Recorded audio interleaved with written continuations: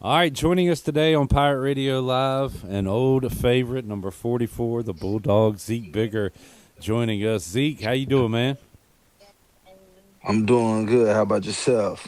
Doing great, Zeke. It's you'd probably be surprised at how much your name still comes up when we talk Pirate football. We talk about people's favorite players. We bring you up because we do like a Zeke Bigger interview of the year. Whoever the best interviewer on the team is, gets the Zeke Bigger Award because you were great to talk to, man. You love to talk, and we appreciate that. But we wanted to catch up with you, Yeah. talk about some of your old days here, and also what you're up to now. So let's start there, Zeke. I know you're involved in coaching, so tell everybody what you're up to these days.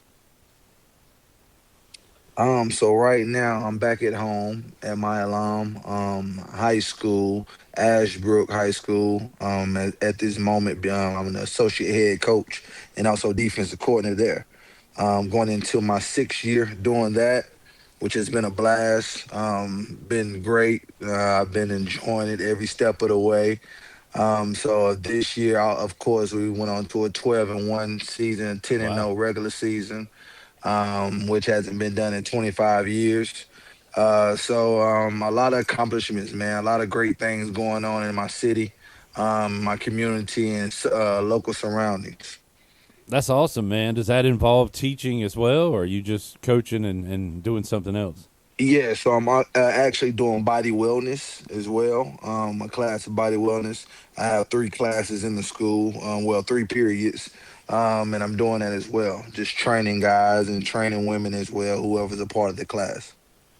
That's awesome, Zeke. When you were playing at ECU and you had Rick Smith or Ruff or whoever getting on you. Were you thinking at that time, I want to be a coach, or was that the furthest away from what you wanted to do? I couldn't say that. I think during that time, my mind was set in stone of making it to the NFL. Yeah. I think everybody at that point of time, you're just thinking of how to make it and what to do to get to your dream. And also, I could say later on, I remember having a conversation with Ruff.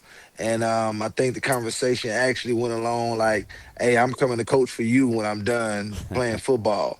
And his words were, yeah, when you done playing in the league, I say, okay, coach, all right, I got you. So I always wanted to be a coach, didn't know where I would go or where it would end up being, but it's at home and I'm enjoying it. Zeke, my coworker here, Chandler, a big Panthers fan and big Zeke Bigger fan.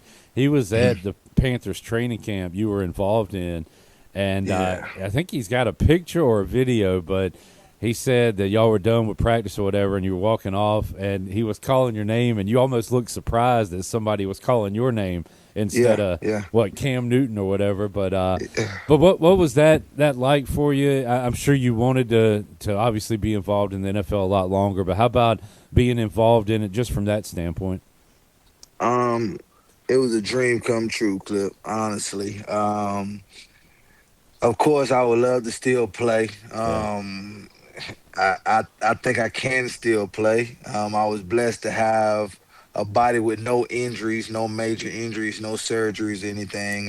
Especially playing the position that I played. And I just learned how to play the game smart. In so many ways, and so many players, and so many people that were around me taught me a different way of playing the game because I was just so violent and physical. Yeah. So just being with the Panthers and getting to see a lot of different players. Of course, that linebacker room was crazy. Everybody know that. I always and still believe if I had an opportunity somewhere else where that linebacker room wasn't so loaded, I would still have an opportunity to be playing right now. But just being at home as well and hearing my name, excuse me, which I kind of figured I would at some point because we was in Wofford, we right down the street. So I mean, just being out there and hearing my name and seeing where I've been and where I've came from and where I was at that point, it was joyful, man. It was great. A lot of Pirate fans, a lot of my alum from Ashbrook was there as well. So I had a lot of fans and family, man, and it was joyful. And I loved it and took everything that I could in heart and kept That moving on. that's awesome, man. And you're right, dude. I mean, obviously Luke Kuechly, Thomas Davis, one of my favorite players, and was Shaq Thompson maybe a part of that too. Like, Mm-hmm. it was just maybe the best linebacker room in the entire league. What did you take from those guys in your small time there in Carolina? Just a lot of intelligence, man. They're very intelligent. A lot of them see the game in different ways. And I know that during that time, I was learning so much from Luke, man. It was incredible. The things that people say and see on television, on the 30 for 30s or ESPN, just being exactly like right beside him. And him writing me notes and giving me a nickname. Hey, Biggs, go home and study this and come back and we go over it and this and that. And that was one thing I've always took from it. I remember him writing me a note or writing a letter and showing me something that I needed to work on, and was like, Biggs, go home and study this and come back and let's work on it. And I'm like, wow, I'm doing something right. Because don't nobody like that just come out of their way and just try to help a young rookie like myself. So Yeah. I had a great time also with Shaq. We was locked in pretty tight. I was always with him no matter where we went. And TD, of course, man, a great guy, down to earth guy. Took me in as well and taught me the ropes. And I still try to reach out to those guys still to this day.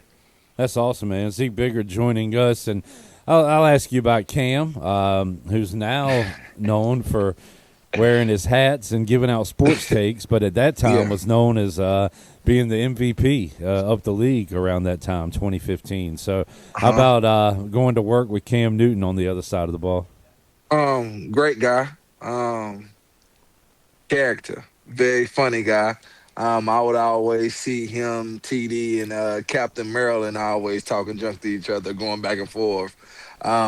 So other than that, I mean, I didn't have a lot of say so, a lot of conversations with him, unless one time he was driving by on his bike and he told me, say, "Hey, Biggs, you know they make calf muscles, right? Because his calf muscles are very huge and mine was small." And that's one thing I always tell people. I remember him joking at me about my legs one time before, but great guy, great guy. That's pretty good, and it is interesting, Zeke. You go from I'm not going to say the face because the pretty boys Carden and Hardy and say they got all the love on offense, but you were the Hmm. mouthpiece of that football team. I'm going to give you that. You go from there to that locker room. Good grief, man! It might have been nervous to say a word, right? Yeah, kinda. I mean, sorta. Yeah. I mean, when you first get there and you look, because you got to remember the first day I got there, I was out of football for 365 days. So I wasn't drafted. It was nothing of that nature. So I'm going into another class, and I'm just coming in to practice and don't know anything. I had to stand on the sideline and watch Julius Peppers, Luke Kuechly, Thomas Davis. I see them running across the field, and I'm just like, wow. That how I look, because I can't see myself. But it was great, man. It was great. Learn a lot from them guys, and just being able to see that level of football. Well, Zeke, it seems like there's more opportunities now. I don't know, maybe there was back then, but with the spring football leagues and stuff like that, did you ever think of trying Canada, trying different routes? Or did you do any of that stuff? After Um, NFL. s- so the reason I actually got into NFL was the first ever spring league. I was part of the first ever spring league that was held in West Virginia. I'm trying to remember exactly where it was located, West Virginia, but it was a spring league, first ever spring league. I was out there with Noel Devine, Greg Hardy, Oh Ahmad man. Bradshaw, Kellen Winslow. It was a lot of guys out there, and some of them NFL guys was trying to get back in just so they can get their pensions. So it was a great thing. We all went out and scrimmage, had a few games. And from there on, from practice, I got picked up from the Panthers. They asked me to come to a rookie deal during that time, and that's how I was able to get my opportunity. Was a spring league, first ever spring league. Yeah. Zeke Bigger Hmm. joining us today. Zeke, I want to talk about your ECU days coming up in just a moment, but How are you kind of implementing what you learned from your time at ECU, your time with Carolina, into your coaching? Because you're dealing with high school kids, but are you using the same lessons you learned with those guys? I definitely am. Sometimes I catch myself thinking I'm Ruffin McNeil, you know, and it's just so much that he put into us and stored into us. I can catch myself just replaying and reverbaging things and saying the same things he said to us. And obviously it works. It worked then and it still works now. So I'm blessed that he was one of my coaches and I had a great time at being around him and learning from him. All right, back again with Zeek Bigger joining us here today on Pirate Radio Live. Great to catch up with the Bulldog, the former ECU linebacker. Zeek, let's talk about playing your high school ball in Gastonia. What was your high school career like? Did you play both sides, or were you a linebacker in high school? Played both sides. Definitely was a linebacker first. I also played running back, so I was able to basically play the same position on either side of the ball, which I think is the same position. So it was fun being able to run people over and run through people's face and while on linebacker as well. Did you wear 44 in high school too? No, I didn't. I wasn't able to. I was able to get 34, was the closest I could get to 44 when I was at Forestville High School. And I also transferred into Ashbrook High School, which I graduated from, and 44 was retired, I Oh, believe. wow. So I had to wear number 7. Okay. When I think Gastonia, I think James Worthy and then Zeek Bigger. So you're trying to turn it into a football town instead of basketball. But how big is the name? Is that still a big name in 2026? Or even when you played, were you aware of James Worthy? Of course, James Worthy name is always going to be afloat. You know, he is Gaston County. He's one of the top dogs. And I've also got to meet him while I was at Ashbrook. He came through and signed autographs for us. And I want to Nice. say that was like 2010, 2011, right before I came off the ECU. Yeah, that's awesome, man. And how about your recruitment, Zeke? Who else was looking at you? If you didn't go to ECU, where do you think you would have gone? Um, that's a great question. You know, I decommitted from Duke just to go to ECU. I also was looking at Arkansas during the time just because my god brother, he was thinking about going to Florida. And wherever he went, I was trying to go somewhere that I can play against him at least every year. That was just something we wanted to do. But thank God he stayed in North Carolina, and obviously I was able to come visit ECU for the first time and fell in love with it. Well, your grades were better than mine, Zeke. If you could have got into Duke as Yeah. a football player, I guess something you can tell your guys today, right? The football's important, but let's get them grades, right? Yeah, you have to have the grades, no matter what. Yeah. All right. So, Coach Ruff, from what I hear, man, if you get recruited by Ruff and he's in your living room talking to your family or get you on campus, it's about a done deal because he can say the words that you want to hear, right? And he means them. Oh I think that's the man. most important thing. He's the genuine person he is. Yes, definitely. It's just who he is. The love, the touch, the understanding. One thing I've learned from him is just understanding your kids and trying to stick with their generation and understanding what they do, who they listen to, what type of music is one thing, and that's one thing he was always on. He was update with everything. Oh, y'all think I ain't listen to what y'all listen to, huh?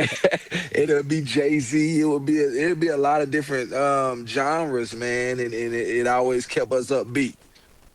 That's a great point, Zeke. I asked Steve Shankweiler, who coached many, many years ago and coached just a few years ago. I was like, how do you kind of relate to kids these days? And he said, at the end of the day, good players want to be coached. They want to be coached hard, and Hmm. that's the kind of bond he finds with the guys and can still relate Right. to them. So it is important though to keep up with the times, Zeke. That's a good You have point. to. Yeah, no doubt. So you get here, Zeke. Offense is putting up a lot of points and also giving up points at times. So it was on you and that defense to to mold together a complete team. And man, around 13, 14, you guys really did that. But what was it like playing against that offense in practice every day? Those had to be some great battles. Oh man, one hell of a days. I put that hell of a days. We had some great times. Like I tell my kids now, one thing about Lincoln Riley offense during that time and that fast paced offense, one thing I always remember is just having to go no huddle all day at practice, right? No huddle all day. And as a defense, we're tired. Then after practice, guess what we have to do? We have to condition. At that point, we don't want to condition. We done conditioned the whole practice, man. Like, so a lot of people would say, man, that defense was great. That defense was this, that offense, man. We went through it every day at practice with our offense. And being able to be conditioned was the number one thing that we pride ourselves on. Being the number one conditioning team because we felt that if we was conditioned, we can play the same as the first quarter all the way through each and every quarter and all the way to the fourth quarter, which, when that red flag come out, is no quarter. So we really prided ourselves in being a great conditioning defense and team. Just that right there, I had a flashback to talking to Zeke at practice back in the day. Because man, you were, hey, that was after you practiced all day and conditioned. You talked to us on the microphone, so we appreciate that, Zeke. No problem. So Bryce Williams joins us every week, and I always ask him like the best talkers, and obviously he says you, and he said you just wouldn't quit talking. He said he never talks. So who are you talking to on the offense? Who would chirp back at you? It all depends. Most of the time, it was the quarterbacks. I Okay. always wanted to jump at the quarterbacks, and I think I started that early in my career when Dominique was there. Oh yeah. And it was a day I had a great day at practice, and I guess I was just getting underneath his skin. And he did not have a great day that day. And I remember going into the locker room. He told me, "Say Zeke, man, keep doing that. I thank you for that. Yeah, you getting underneath my skin, but I like his competitive spirit." And that's when I started feeling like, okay, I'm a part of this ECU football team. And that was young Zeke, freshman Zeke. So I've always been the one to talk. I tell my kids the same thing on the field. I'm gonna talk to you just because I can get into your head and I know I got you. So That's interesting, man. I always looked at Dominique as such a cool customer, like never yeah, flustered. Maybe you helped him with yeah, that. Maybe you helped him get there. That's pretty cool. How yeah. about So how about Shane? I know Shane had a little edge to him. I bet did he say something back to you? we can get to Shane every now and then. So I bother Shane every now and then. But what people don't understand, me and Shane are twins. Our birthday on the same day. We both November 6th birthday kids. So I didn't if know that. everybody would know back in the day, I'd be like, "Hey, twin," or something on social media. That would be what we were talking about.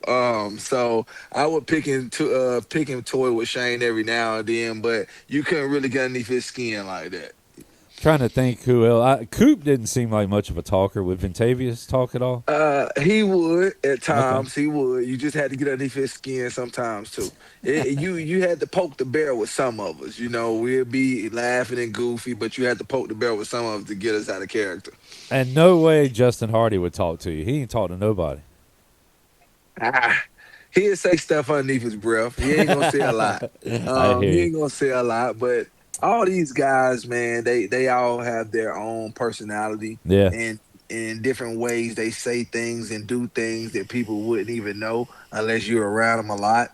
So you start picking up on their styles and how they play the game. Zeek Bigger joining us. Zeke, man, I remember you for a lot of plays and everything, but the pick six against North Carolina, I can't remember who we were talking to about that game recently where you guys had a lead and felt comfortable, but after that pick six, it was almost like, all right, let's end this game. This thing's over.